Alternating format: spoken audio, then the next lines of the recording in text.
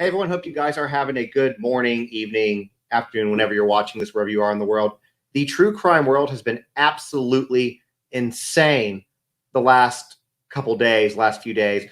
And two cases that have also been insane for longer than that are, of course, Sebastian Rogers and Caleb Harris. And so tonight our special guest is Tony Mathis, and I asked Tony to come on. I've done stuff with Tony before with Caleb and with Randy Harris. And as a lot of y'all know, he recently took on being the spokesperson for Seth Rogers for the Sebastian Rogers case. And a lot of people have questions about that. And I'm not afraid to ask him those questions. So he agreed to come on so we can kind of clear the air and, let you guys know why he's in it, why he's doing this, and basically answer the questions that y'all have had. Now, obviously, you know that before we get into that, I have to do the stuff that pays the bills real quick, right? So let's start doing that. But first of all, you guys know that I have a podcast, and I have been terrible at rolling these things over, but I will be doing a lot of them over the next 2 days, getting a lot of these episodes that we've been doing rolled over to that. So if you can't watch it on YouTube, you can take it on the go, 50 Words for Murder. You just go to my link, justinontiktok.com. Scroll down till you see this, 50 Words for Murder. Click on it. It'll take you to Spotify, but you can listen to it anywhere that you listen to podcasts. The next thing is, of course, again, pay the bills. I have written 2 children's books. The reason that I wrote these, the second one is actually kind of comes out of true crime, but this one I'm no contact with my mom, limited with my dad. My daughter started asking questions, needed a resource, found out one didn't exist, so I wrote it. You can order this in the next book from the TikTok shop or through the link in my bio, justinontiktok.com. And then this is the second book. And honestly, this one was born out of true crime.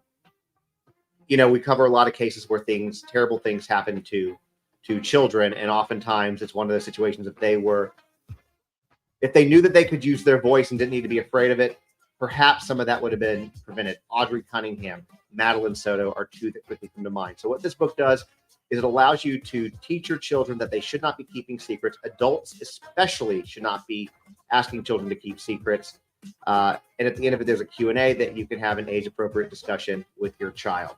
So again, if you want to order those, justinontiktok.com. So without further ado, let's bring on Tony and have a discussion.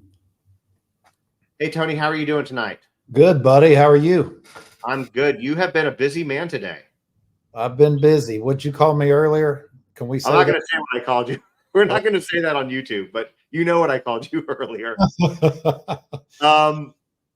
Anyway, so we talked before you came on here, and I appreciate you coming on again to kind of answer some of these questions. You set the internet ablaze a few days ago when you announced that you were going to be working with Seth Rogers and Sebastian Rogers, this case, in addition to Caleb Harris, who you've already been working on. Yep. And so that's raised a lot of questions from people, and I figured we could just take an opportunity to give some updates on both of those cases and go through some of these questions or comments that they have. I'm now the most hated man in America somehow. Yeah, I know. I know. But here you are. I have you, so it's okay. It's okay. You can be safe, sort of safe space. Just don't look at the comments. I don't know. Actually, the comments could be nice. I don't know. Yeah. But with that being said, before we get into the questions, I haven't done a Caleb update in a while. Is there anything new to report with that? No, not really. I mean, we have a lot of faith in law enforcement in that case. And we do believe that law enforcement has got a lot of data they're sifting through. And I think the family is very positive right now that some of that evidence is going to lead to something good. So, you know, it's been a digital investigation for quite some time now. And I think that, it takes a while to get that information back. And, we're going to be patient, allow them to do that. And I think it's a good time to remind people that with these cases, with law enforcement, they don't release everything. They just can't. Right. And I think that's probably a lot of what's going on. You don't know what you don't know. And they've been pretty tight-lipped about it, right? So, Right. Hopefully we'll have some updates or some information we can work with soon. But, Caleb has not been found, just to let y'all know. You can follow Tony, by the way. It's fine. Caleb Harris is his handle on TikTok. But he's not been found. He still needs eyes. He still needs awareness. So if you can remember to do so, go grab off of the Find Caleb Harris Facebook page or missing Caleb Harris missing pages. Grab a copy of his flyer, share it to social media, and all that stuff. Now, let's talk about Sebastian, because there are some updates there that we can talk about over the last couple of days. What do you want to say about that one, update wise? So are we wanting to talk about the North Carolina situation? Is that what you're alluding to? Well, I wasn't alluding to anything. We could talk about whatever you wanted to, because I don't know what you know that you can say. But yeah, we could talk about the North Carolina thing. I made a video earlier about it, and for people who don't know what he's talking about, you probably do, but just in case, there is a photo that's been floating around for about a week now, right? And it first came out that hey, this looks like Sebastian Rogers, and then it was like, is it AI? Is it Sebastian Rogers? Well, apparently where law enforcement stands is they do not believe that it's AI. They don't necessarily believe it's Sebastian Rogers, but they believe that it is a real photo. It is something that they are investigating. They've talked to the woman that took the picture, correct? If I understand. Correct. One of the two guys has talked to her. Okay, so they've talked to them, but they're still investigating it. Nothing's been confirmed or denied yet. So right now it's a viable lead. Correct. It's part of the investigation for sure. Is there anything else about North Carolina that you can speak to? I think just everybody knows Seth went out there and they wouldn't let him see the footage. Law enforcement had told them not to let anybody see the footage. So, in the world that we live in, that's all great stuff, because if there's nothing to see here, then why are you protecting the footage? So, everything like that leads them to believe that they've got some real footage, proof of life, so to speak. I mean, that's fantastic. And that footage came from the visitor center, I'm assuming, surveillance from there? Correct. Yeah. There's a lot of rumors regarding that photo, that the woman in there is somehow related to Sebastian or related to Chris or Katie or Seth. I mean, I've heard all different versions of it. Is there any truth to that rumor that you were able to speak to? Not to my knowledge. That person in there is a lady with a blonde hair and a bun, and I think they're people that speculating there might be some similarities, but I don't think there's really anything to that. I think it's just that she may not even be related to the kid in the picture. It could just be an angle, Yeah, absolutely. Well, I just wanted to make sure we address that coming from your mouth, Sure. To kind of stop that on the internet. Yeah. Is there anything else that's new regarding Sebastian's case that people should be aware of? Not at this time. All right. Well, let's get into you then. So wonderful. I know you're very excited. I have a list of questions because I asked my followers, hey, what do you want to know? And then I asked some of my own too. I guess let's start with Caleb, because that's what kind of brought you into this world. Well, actually, let's actually go back before that. Tell us, whatever you're to the degree that you're comfortable sharing, what's your background as far as like what you do, what you want people to know about you. So let's just have a conversation, right? Yeah, let's have a conversation. So, I have no spokesperson background.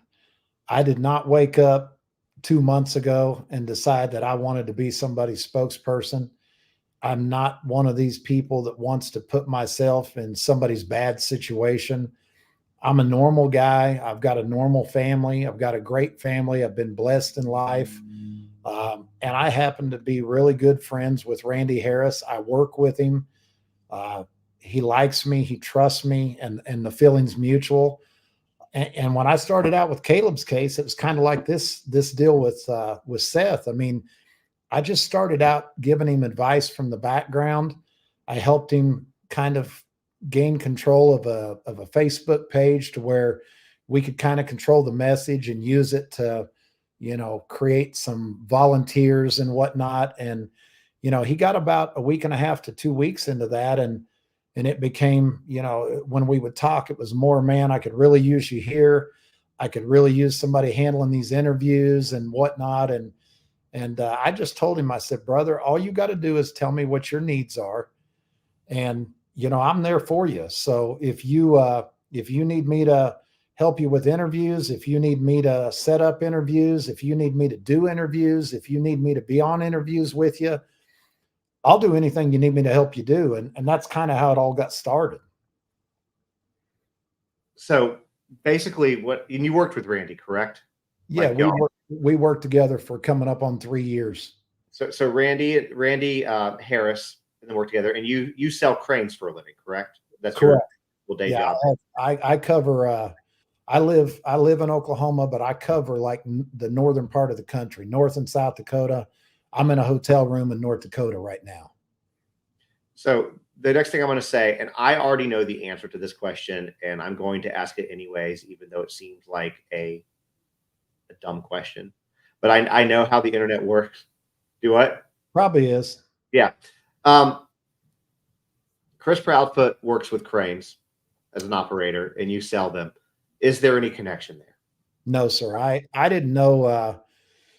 The first conversation I had with Chris and Katie, when I was talking to them about being a spokesperson for all 3 members of the family, that's when I found out that he operated a crane. So the crane world is big but small. So we know some of the same companies that we've worked together with, but he operates a crane in the southeast part of the country, and I sell cranes up in the northern part of the country. So not only would I not know him, but we wouldn't even cross paths like ever. So it's just a coincidence. That's all.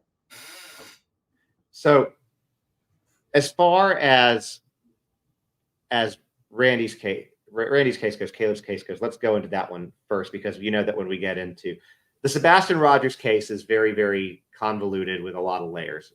Caleb's right now is still fairly straightforward. I mean, there are layers to it, but it's easier. Is there anything like, how do I want to ask this? Well, I'll just ask it this way. Is there any financial gain for you for working? So there is not only zero financial gain. I've not taken a dollar from Randy. Randy can verify that. People can reach out to Randy to verify that. My wife and I have spent money out of our pockets for me to be able to be with him in Corpus Christi. I am not, I'll let you ask the next question, but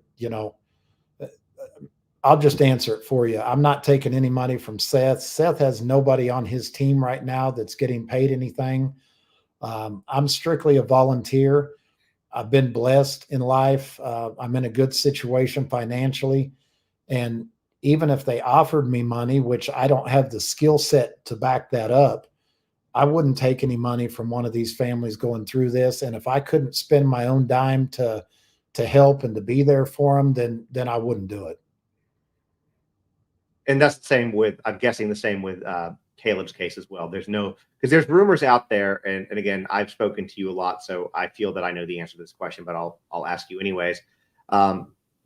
There's rumors that people are floating out there that you were being compensated out of the GoFundMe that they were putting together for Caleb, and I'll just let you address that. I believe I know the answer. In fact, I do know the answer, but I'm going to let you answer it.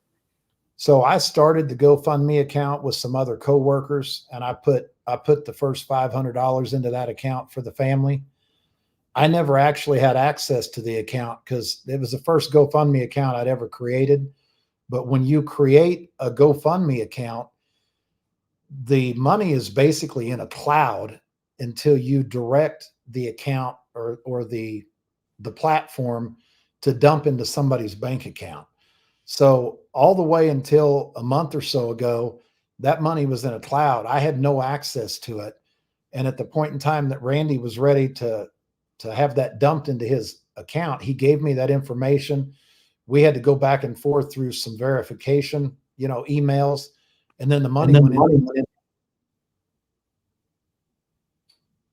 So I'm glad that you answered that. Thank you, because I know that's been something that's been floating out there, and wanted to make sure that people knew that you're doing this as a volunteer, because you are, your own time, your money, so here's what I can tell you about Tony, because obviously y'all know that we've spoken multiple times. You've seen me with him, here and on TikTok a few times. Tony also has a family, and I'm not gonna get into the details of his family, but he's working, he travels, he's taking time away from his hobbies, his family to do this. And I guess that leads me to the next question. Why? I know why you took Randy's, but why Seth? What has drawn you to this case? Quite honestly, I didn't want to be involved in this case because it was so muddy. But we had some common acquaintances, Seth and I did. And without getting into a lot of that, some of the acquaintances had connected me with Seth and told me that he needed some guidance, some direction. Started about 3 weeks ago. About 3 weeks ago, he was concerned about search and rescue. So I was trying to get him set up with some search and rescue people. And then as we got to talking each and every day, it became more obvious that he wanted somebody doing his interviews. He wanted somebody helping him with interviews. He wanted somebody handling all the media, and he just didn't want to do it. So what happened was I told him that if I was going to do it, I said, I need to talk to my wife. I need to talk to the Harris family. If I'm going to do it to help you, I'd really like to represent all three of you, because back then it was, Team Seth, Team Sebastian. I just didn't think it would be productive to represent, one side, so to speak. So, we spent the next couple of weeks, trying to get Chris and Katie on board. And, to this day, I don't know that won't ultimately happen. But, right now, Friday, I agreed, Seth finally just laid it out there and he said, look, are you going to do this for me or not? And I said, yeah, brother, I'll do it for you.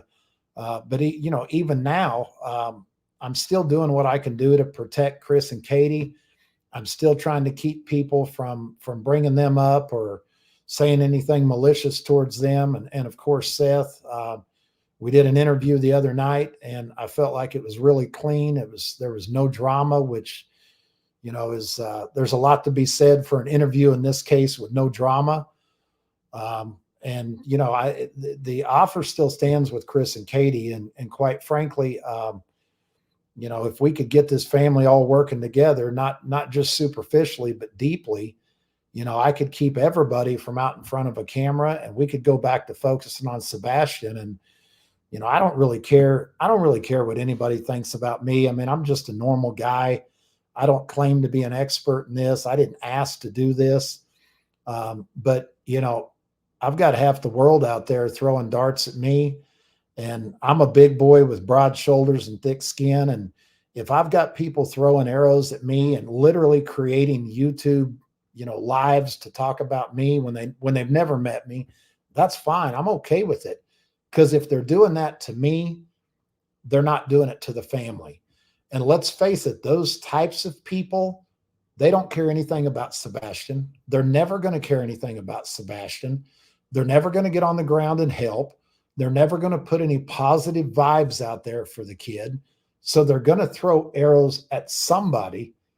It just as well be me. And if they're throwing them at me, they're not throwing them at the family. And, Justin, you've dealt with enough spokespeople to know that, part of the job is taking arrows and, it's just part of the deal. And I'm okay with it. I mean, I would suggest that, that if somebody want to know me and not what they've heard or what they've researched or whatever, I'm an open book. I talked to a lady today on Facebook that kind of sent me kind of an edgy message. And I just picked up the phone and called her on Facebook. We had a 30-minute conversation.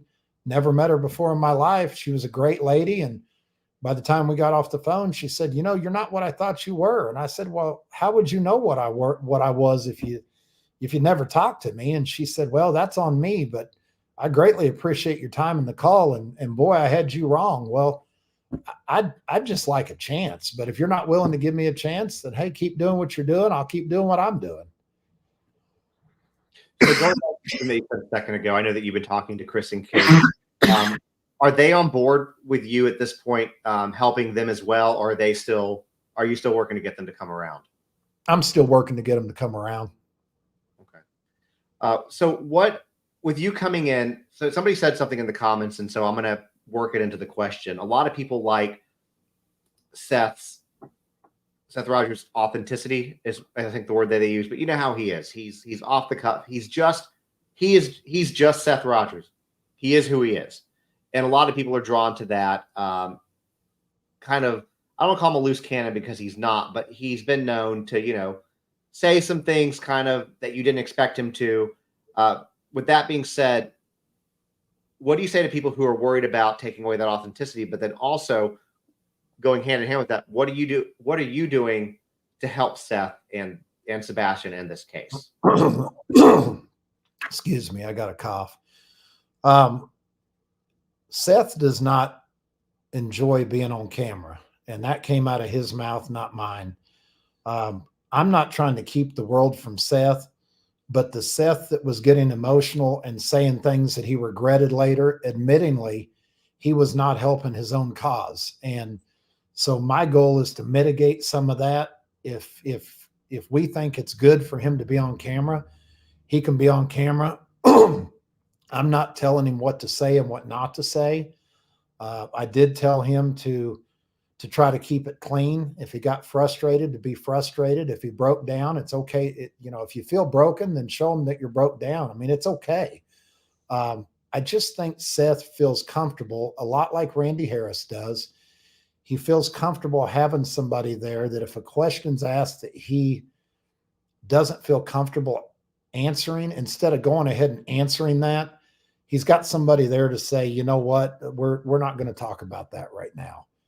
And and I'm not a control guy at all, but I have no problem controlling a situation if I think it's going to help Seth and or Katie or Chris and or, more importantly, help find Sebastian. So I'm just kind of being a mediary, and I'm not trying to get in the limelight. I mean, I'm not trying to be a YouTube guy or a TikTok guy. I mean, I'm trying to help two dads that desperately want their kids back find their kids. And it's not anything other than that. I don't make money. I lose a lot of time with my family. There is nothing in it for me. I've never been attacked in my entire life like I have the past 48 hours. And I still don't know what your perception of somebody has to do with somebody that's willing to volunteer their time to help a family in need. I mean, I'm just lost. I don't get how people could be angry with that, but trust me, there's plenty of them.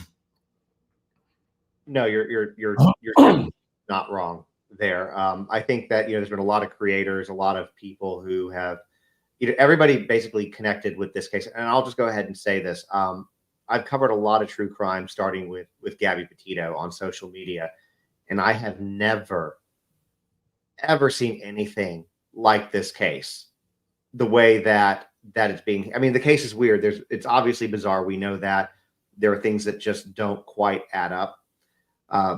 But the way that people are really choosing teams and really going to bat and getting angry about it, where, as even I had to kind of take a step back with this and say, hey, look, you can't be team Seth. You can't be team Chris and Katie. Why can't we just all come together, have the common goal of finding Sebastian? That is the only team that we should have here at this point. And so from that perspective, I made the decision to stop, step back, not talk about Seth, not talk about Chris and Katie, and just really focus on Sebastian. But you're right, walking into this, especially now 2.5 months in is where we're at. It's brutal out there if you're a face associated with this particular case. And you're finding that, especially if your face is ugly like mine. Well, fair enough then. I don't think I'm going to touch that one, but well, and the other thing too is one of your viewers just said it in the comments, and it didn't really hit me until I saw that. But there are people that make a lot more money if this family is going back and forth at each other. And they'll make money a day or two going in and criticizing me and criticizing everything about me, but eventually that money train will dry up. And if I'm the guy that stops the family drama, then I impact some people's income. And there could be some people that are irritated about that. But you know what? It's not about your income, you meaning a YouTuber. It's not about a TikToker's income. It's not about Justin. It's not about Pascal. It's not about any of the other people that I consider to be, friends of mine. It's about the kid. And it's not about anything but that. And I know it's not with you. And I know it's not with Pascal. And I know it's not with some of the other people that I trust, like Jennifer Coffindaffer. But there are some people that it's about the money. And I can tell you that the same people that are criticizing me for helping this family have made far more money over covering this family than I'll ever make, because it would only take them $1 to do that. Yeah, it's one thing too when it comes to cases like this is, true crime obviously is a very big genre as far as content creation, as far as TVs, movies, things like that. It's a massive market, and what I frequently like to remind people pretty much through every case is that this, as entertaining as it might be to you or as invested as you get, remember that there are real family members associated with it. There's a real child with both of them, with both Caleb and with Sebastian. You have two children. I mean, and obviously I know Caleb's an adult, but he's still a child to his parents. But there are two kids that are missing. He's a kid to me too, because he's like 21, 22, but they're kids and they're still missing. They still need to be found. And whatever outcome or fate that they have, whether they're found alive or not, then at that point, they all deserve justice and the family deserves to have answers. So just reminding people that, hey, this isn't about entertainment. It's spreading awareness, trying to make sure that these names, these faces get out there and get found, and every missing person deserves that.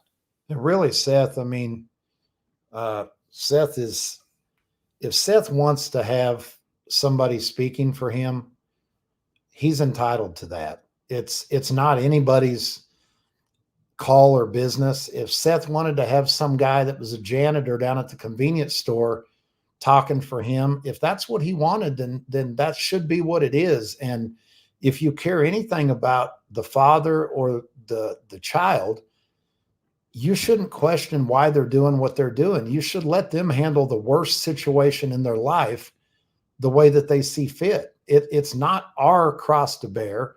It's not our catastrophe. It's his catastrophe, and it's Katie's and Chris's, and it's all this family's catastrophe, and it's Randy and Becky Harris's catastrophe. I mean, the way they choose to grieve, the way they choose to ask people to speak for them. I mean, if you care anything about another human, I mean, let them do what they want to do. I mean, this is not our child. It's just not. You're right. And so with all of that said, again, we're 2.5 months into this case. Answer this how you want, but coming in this late in the game, what do you feel that you can do effectively with this case coming in, again, 2.5 months in? Well, right now, what I'm doing is I'm giving Seth some peace of mind. I'm giving him some time to relax and decompress. And this media thing was stressing him to the hilt. So at least with Seth, time will tell what I can do for the whole case. But, wrap your brain around what would happen if we could get everybody working together, keep everybody out of the media unless we had something united and positive to say, and get everybody focused on looking for Sebastian. That would be my end goal. My short-term goal is to help Seth do what he's asked me to do, help him with a lot of this media stuff, bring him on when it makes sense to have him on, and just give him some guidance and, clean things up a little bit, leave the emotion other than the sadness and a little bit of the anger, towards losing his son, not knowing where his son is, bring a little bit of that on, but leave the real emotion, leave the, losing your temper, leave that behind the scenes and, let's get back to delivering a message that people can get on board with. Some people like the drama. Some people quit following the case because of the drama. I mean, I've got hundreds of messages that said, hey, we quit following the case because we couldn't deal with the drama. Well, when you quit following the case, you're only hurting Sebastian. You're not hurting the parents. You're not hurting me. So let's talk about law enforcement a little bit. And I know we have to handle this discussion with kid gloves. How do you feel? I want to ask you for both of the cases. How do you feel they're handling? You can insert whatever way you want. How do you feel that things are being handled regarding law enforcement and their investigation into this case? Well, I mean, I've dealt with law enforcement with Randy and Caleb's case, and I'd always like for law enforcement to have, maybe a weekly meeting, maybe, just general discussion about what's going on with the case. I mean, nothing that's going to impede the investigation, nothing that's going to tip their hand, but just some general consistent information to make people feel good about where they're at, or are they anywhere? I mean, we don't know any of that, but that's really all I have to say about that right now, because I'm just 2 days into the game. Yeah. And when I get to where I've got a little bit of interaction with them, I mean, I can tell you my plan is to reach out to them, gain some trust with them. And my pitch is going to be, I don't want to do anything to hurt your investigation. So when I'm doing interviews, at least for Seth, or potentially for all 3 family members, what is it okay to talk about and what is it okay not to talk about? And if they feel like they can control some of that, then they're more likely to start communicating with the family. And that's going to be my first angle. I think that sounds like a really great place to start. As far as Caleb's case goes, though, are you able to comment on how you feel law enforcement is handling that one? I'd like more communication. Okay. But Randy does, to be fair, Randy and I are both law enforcement supporters. Randy gets a meeting every Wednesday.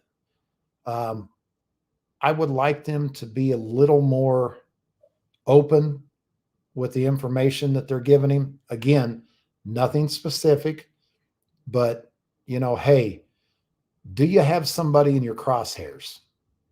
Yes, we do. Perfect. That's all we need to know.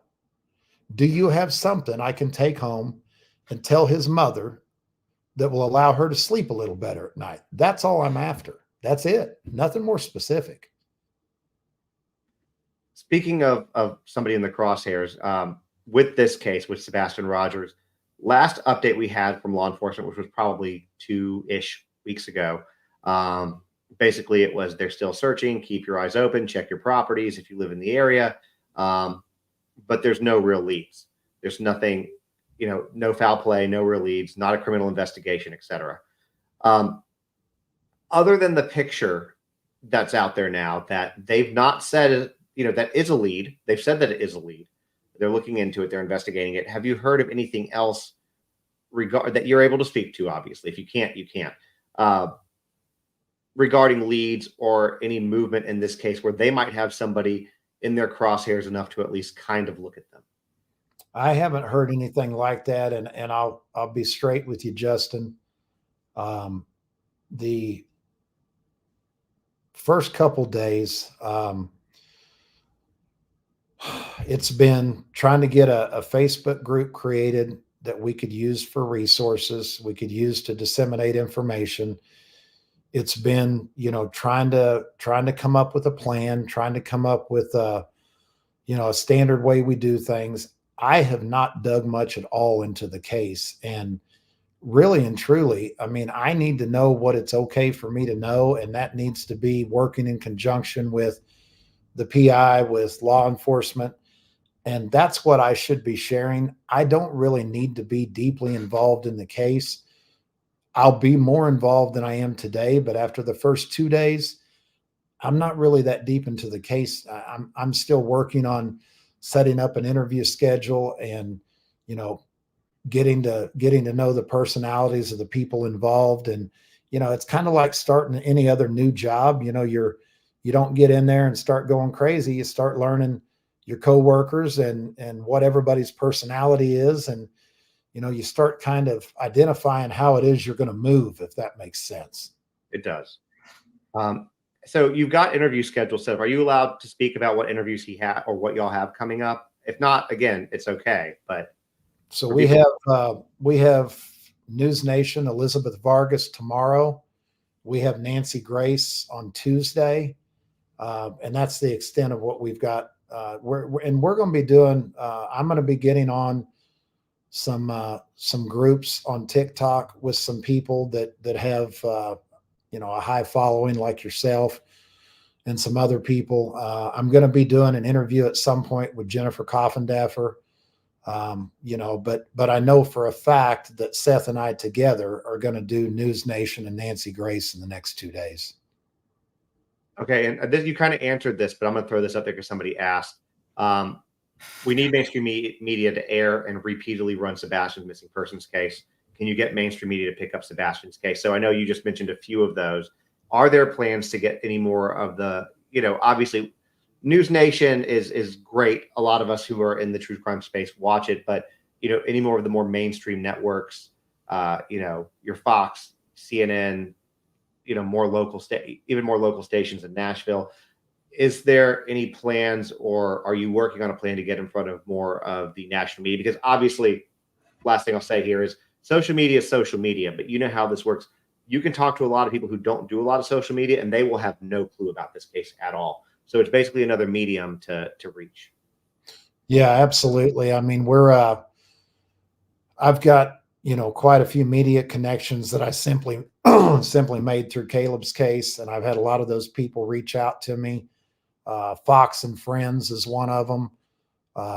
We're still working to get on with Good Morning America. I'd like to talk to John Walsh about his new show, but absolutely. I mean, we haven't really even begun to go after the media yet. We're still trying to come up with a plan. And, the News Nation interview and the Nancy Grace interview, they just fell into our lap. That's nothing that I went and did. And I'm not a guy that's got every media on speed dial. I've got 4 or 5 major contacts, through you. I mean, I've become friends with Joe Petito. He's helped a little bit, push some people our way, but there's definitely plans to get some bigger interviews with some bigger media outlets. We've got to get our plan together, and we've got to get our schedules together. And, it's if we can do 2 or 3 of those interviews a week, we're doing really, really well, in addition to the other platforms that we're utilizing. And just so you know, I would leverage, maybe reach out to Joe. Joe does have John Walsh's information. Yeah. So I don't know. And he, y'all can have that discussion, but Joe's got a lot of very good resources as well. And I'm sure he wouldn't mind at least. In fact, I can tell you for a fact, he has no problem at least sending a message to them and asking. So right. He's been very helpful. Yeah, he enjoys doing that. We can't speak highly enough about Joe. So didn't he pop on? I think he popped on one of our TikToks in Caleb's case, right? He did. And he likes to pop in sometimes. For all I know, he could be here now. He just kind of does that sometimes when he's streaming. But so Seth is still off work, correct? At this point in time? Yes, he goes back to work next week. Okay. How do you know? Are you able to say how he's feeling about that? Because I know he's got to be. I know he's got to be a little stressed. He wants to be there looking for Sebastian, but he also understands that he needs his job. And unfortunately, this is the same situation that Randy Harris found himself in. He had to get back to work as well. And, most of us aren't in positions where if our child went missing, we could take off work forever and still have a job. And that's kind of the harsh reality. Yeah, it is. Now, regarding this case, one thing before you came on for the last few weeks, Seth had been pushing a petition to try to get the FBI to take lead on this case. We know that the FBI is involved. We know that the TBI is involved. We know that local police are involved. And we know that the Secret Service is involved. Do you know where that stands at this point? Is he still wanting FBI to take lead? Is there any movement that appears that again, I know you're only 2 days into it, so you don't know what you don't know, but any movement that shows that the FBI might be interested in taking lead on this? Well, unfortunately, that's not how it works. There has to be a multitude of, it could be 3 or 4 reasons. There has to be a reason that FBI takes it over, or they have to be asked to take it over by local law enforcement. And we're just not there yet. I mean, we've got a lot of reasons in Caleb's case to have the FBI take charge, and they're still not in charge in that case. And we've got a lot of digital data that's needed to be sifted through. And we got a lot more pieces in that case than we have in this one. So, a petition is great. And I think that being aggressive is always good. But the truth is that, it's going to take, in this situation, it's going to take local law enforcement asking for that to happen. And I don't see that happening anytime soon. I'll be honest with you. The other option would be is if there turns out to be validity to the photo, and this is a big if. That's one of the situations I'm talking about. Yeah. So basically what I'm referring to, for those of y'all who don't know what he is,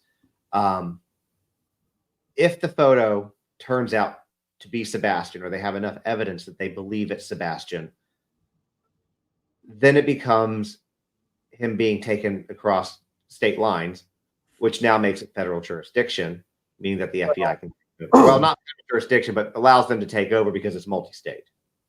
What it allows is it allows them to get more involved at the onset. It does not mean that they immediately take over. So, it's still gray there, but it gives them more of an entry to take over, if that makes sense. It does. Now, speaking of, again, still Sebastian with this, searches. There have been a lot of searches. They seem to have gone quiet. I know that after the last vigil that I went to, not the last vigil, but the last one that I had gone to, they were still searching. It just wasn't being made as public as it was. Are you able to speak to, how are they still doing searches? Are you planning, or you or anybody planning on bringing in outside search teams to come in and basically reevaluate this area, talking about, Texas EquiSearch or any of those types of? Yeah, we've got at least one search team that we're looking at bringing in. And I'll just leave it at that right now. But, we definitely feel like one of the missing pieces here is we have not had enough people on the ground searching. So, I'll just leave it at that. We feel like there needs to be multiple search entities in here with good intentions on the ground. And, this is much different than Corpus Christi. I mean, this is an area here where you've got hundreds of thousands of acres of wooded land and private property. And, we could have 10 EquiSearches in here and it would still take forever to search. So there's a big need for that. And as you know, maybe you don't know this, but I live in the area. Like Sebastian's house, like Providence is like 12 minutes away from my house. So it's very, very close. And one thing that has been kind of problematic in this area, just so people can know, is that if there is certain properties that police and law enforcement want to get on, there are property owners out there that are refusing to let them on and search, even though there's a missing child. Hey, Justin, do me a favor here. Yeah. Do you want to respond to this Charlie VR guy? I'll say guy because I don't want to call him what I'd normally call him. I'm not sure. I don't know if I see it. 913. Why are you using Caleb Harris's name to get in with these missing children's families? You don't know any. You don't know. Yeah. Get it pulled up. Hold on. He said 913. I got to go way back. How much money are you? I mean, is this guy not even paying attention? I mean, you addressed all this. Well, sometimes, and for those of people who are coming in a little bit late, they might come in seeing it live, not realizing that they could back up and see all of this. I'm still trying to find the comment, but if you want to address it, I mean, please, by all means. So first off, I'm not using Caleb Harris's name to get in with the family. The family came to me. I didn't come to the family. Second off, I don't know anymore than, yeah, that's it right there. There you go.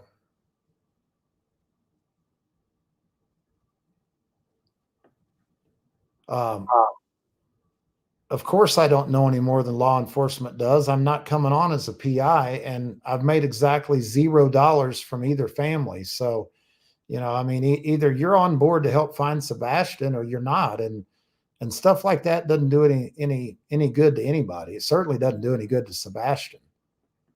I don't know what Charlie's doing to help the case, but I'd be interested to find out. This is probably the bulk of what he does. Yeah, exactly. Honestly, there was another thing that I saw a second ago.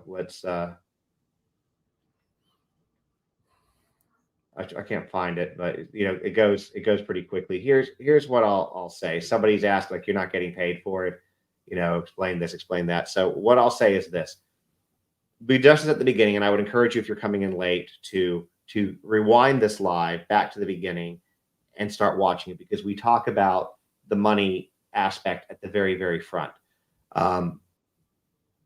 What I can tell you from this, starting with Caleb Harris, is that he helped set up the GoFundMe and was the first donor to the GoFundMe. He spends his own time, money, effort, resources to go, because he doesn't live in Texas where Caleb's missing, and he doesn't live in Tennessee where Sebastian is missing. It's okay to say you live in Oklahoma, right? You said at the beginning. So you live in Oklahoma. And he has to fly to these places, and he does that out of his own pocket as well. So that's what I can tell you that I am aware of. And I can also tell you that, he didn't come looking to work on this case.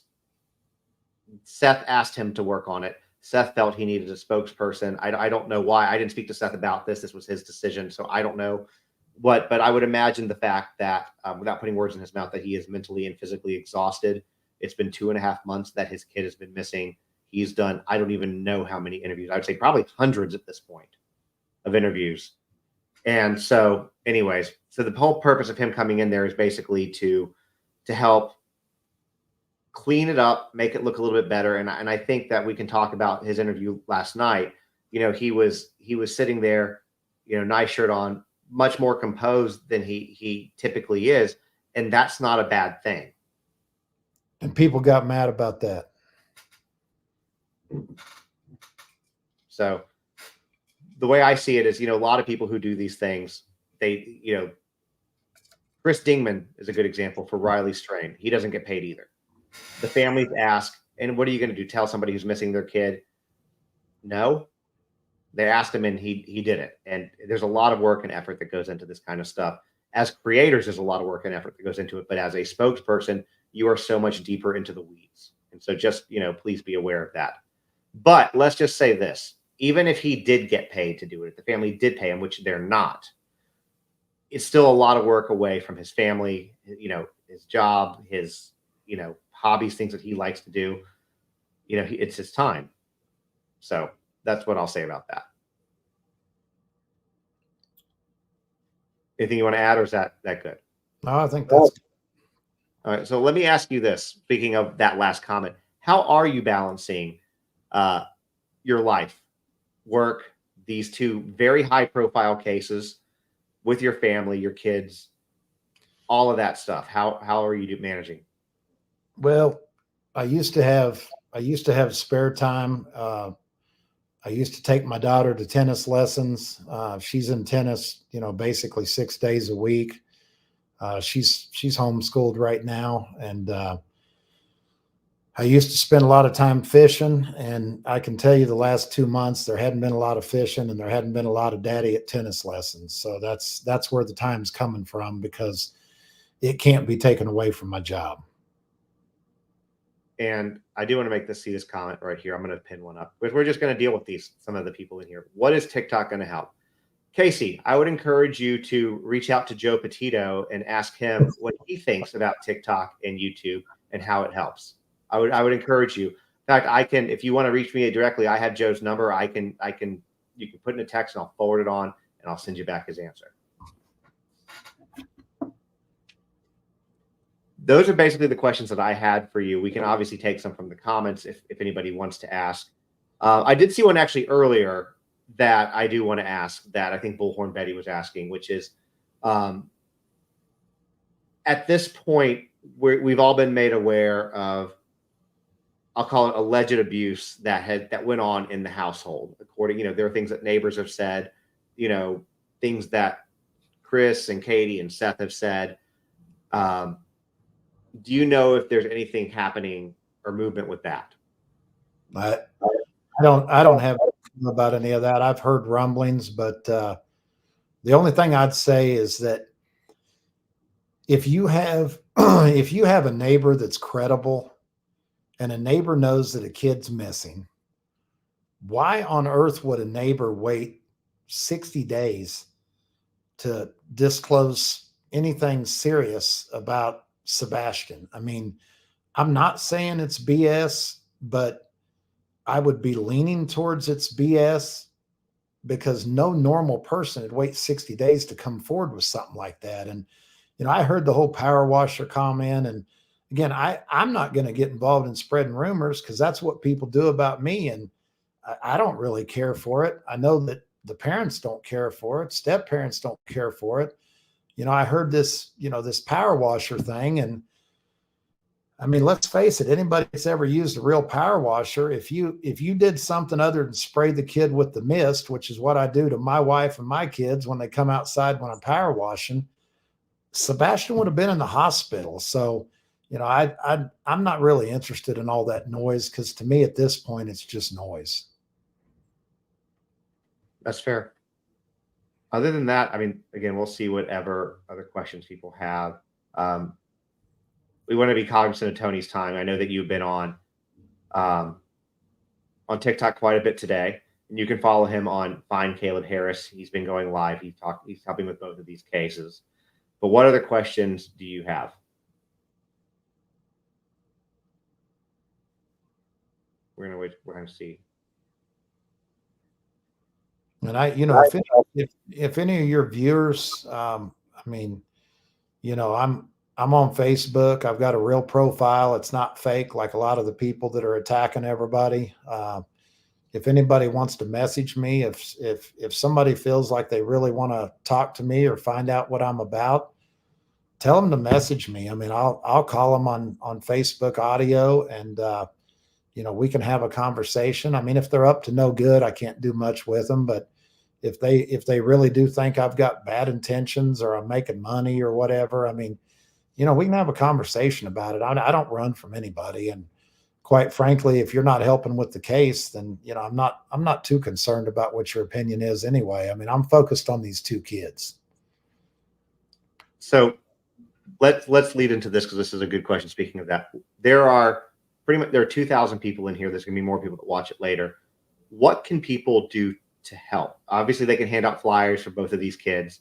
They can share them on their social media, get out there. But what else can people do to help? So I think I just got a text.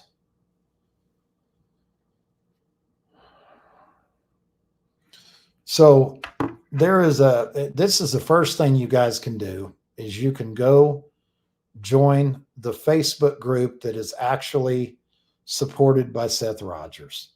And the name of that group is Find Sebastian Rogers. It's got 1.8 thousand members in it in one day. You're going to be able to go on that page. You're going to be able to download flyers. I mean, right now, the best thing you can do is not be part of the problem, be part of the solution, pass flyers out, talk about the case in a positive way, pray, let law enforcement do their job. In a situation like this, somebody says, stop the drama and BS. That will help immensely. I mean, amen to that. That's spot on.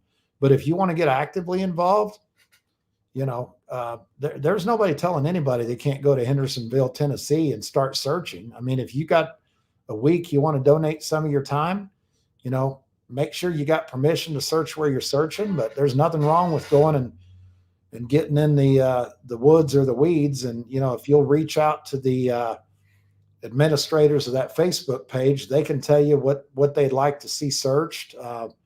flyer distribution is incredible. I mean, it's absolutely incredible. So, if you want to do that, if you live anywhere in the Tennessee area or North Carolina area, you know, spend a day, handing out flyers. I mean, that'd be fantastic. What about financially? What can they do? Um, there's not, I mean, I know there was a GoFundMe account created early, and, we're not really using that or anything. I mean, I think that they're working on setting up, like a non-for-profit organization for all things related to Sebastian. But we're not there yet. I mean, right now we're not asking for money right now. We're asking for people to stop the drama, stop attacking people, get on the ground and help search, pass flyers out. I mean, this is not a money grab by the family or by me or by anybody else. I mean, again, Seth does not have one person today on his team that is getting paid. Not just me, but nobody's getting paid. Everybody's volunteer. So, and if you've got time to volunteer and you live in that area, reach out to us on the Facebook page. And if you want to spend some real time, I mean, we can put you to work doing something positive, I'm sure. So basically at this point, no money is needed, I guess, for both of those cases. So what we can do is we can stay tuned and let people know if and when y'all get to that point. So have you somebody asked a good question. I'll throw this one out here, which is, and I'll take it a little bit further. They asked if you've been to Tennessee, and I'm sure you have at some point in your life been to Tennessee, but in regard to this case, have you been to Tennessee? And if not, I know you're planning on coming here. So if you want to share, are you planning on coming? I'll be there for the vigil on the 19th. So for those of you who were asking earlier too, when the next vigil was, it's going to be May 19th. And is that going to be at Long Hollow Church? I'd have to verify that. I know it's at a church. I think that's accurate, but I'll verify that. But I will be there from let's say the evening of the 18th through the 20th. Okay, well, we'll definitely have to get together then while you're here. Absolutely. So I tell Justin to put the link to the page, like T-Rev did, put the link to the page on your video, the Facebook page. I can do that. I have to get the link. I don't know what it is, but I can do that. That's easy. Okay. Yeah. We can put in the description. Yeah.